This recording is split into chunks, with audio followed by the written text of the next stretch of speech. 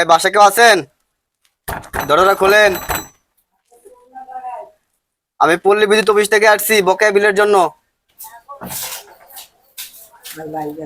আসসালামু আলাইকুম। ওয়ালাইকুম আসসালাম ওয়া রাহমাতুল্লাহি ওয়া বারাকাতুহু।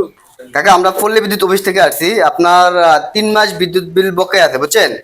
এখন বিদ্যুৎ বিলের টাকাটা দেন, নয়তো আমরা মিটারে লাইন কেটে দিব আর কি। নিজের লাইন কেটে দিবেন? জি, আমাদের বকেয়া টাকাটা না দিলে আমরা লাইন কেটে দেবো। এই মাসে তো টাকা নেই, সামনের মাসে টাকা দিব।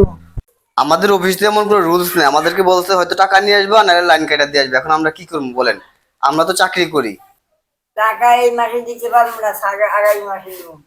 তাহলে আমাদের কিছু করার নেই, আমরা লাইনটা কাটে দিয়ে যাই। সামনের মাসে টাকা দিয়া লাইন আবার চালু করে নেবেন, ঠিক আছে? লাইন কাটে দিয়ে দিই। যান।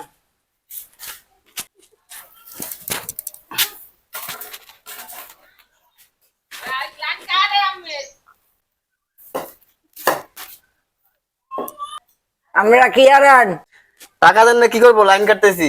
খাওয়া চোরা তোকে এত বড় সাহস আমার লাইন কাটাস?